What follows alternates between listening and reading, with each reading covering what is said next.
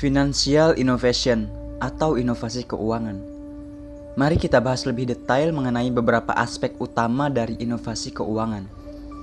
Yang pertama, teknologi vintage. Teknologi vintage telah merevolusi industri keuangan dengan cara berikut, diantaranya perbankan digital. Aplikasi perbankan digital memungkinkan pengguna untuk melakukan transaksi, mentransfer dana, dan mengelola akun mereka secara langsung melalui smartphone atau komputer tanpa harus mengunjungi cabang fisik bank. Platform pembayaran elektronik. Layanan seperti e-wallet atau platform pembayaran elektronik menyediakan cara yang lebih mudah dan cepat untuk melakukan pembayaran, baik di dalam negeri maupun lintas batas. Lalu ada blockchain. Teknologi blockchain menawarkan sistem transaksi yang aman dan transparan, memungkinkan transfer uang internasional dengan biaya lebih rendah dan tanpa perlu melalui pihak ketiga. Yang kedua, produk investasi berbasis algoritma. Robot advisors. Robot advisors menggunakan algoritma untuk menganalisis profil resiko dan tujuan investasi individu, kemudian memberikan rekomendasi portofolio investasi yang sesuai secara otomatis. Ini membantu investor mengelola investasi mereka dengan lebih efisien dan terdiversifikasi. Yang ketiga, crowdfunding dan peer-to-peer lending. Crowdfunding.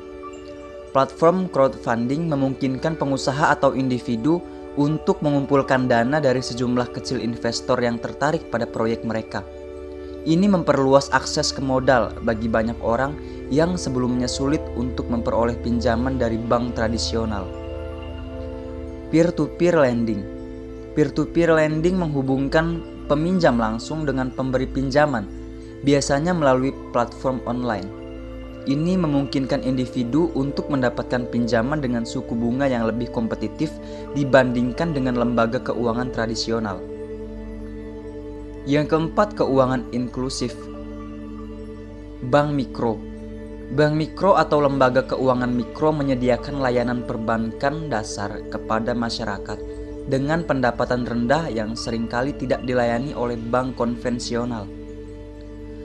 Lalu ada layanan keuangan berbasis seluler.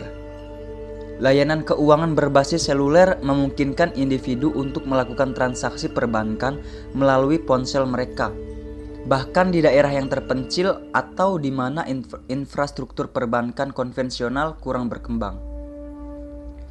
Lalu yang kelima, pengelolaan resiko dan asuransi. Analitik data. Penggunaan teknologi analitik data memungkinkan perusahaan asuransi untuk menilai resiko secara lebih akurat, menyediakan polis yang lebih sesuai dengan kebutuhan individu, dan mempercepat proses klaim. Yang keenam, pasar modal dan derivatif.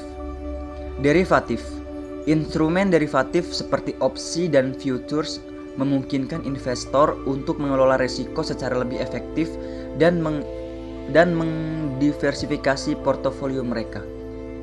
Lalu ada exchange trade fund atau ETF.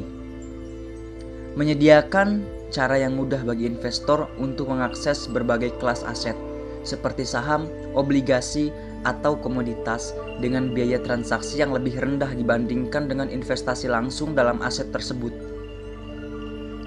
Setiap inovasi keuangan memiliki potensi untuk meningkatkan efisiensi, aksesibilitas, dan transparansi dalam sistem keuangan global. Namun, penting untuk mempertimbangkan tantangan seperti keamanan data, perlindungan konsumen, dan dampak sosial yang mungkin timbul akibat perubahan ini.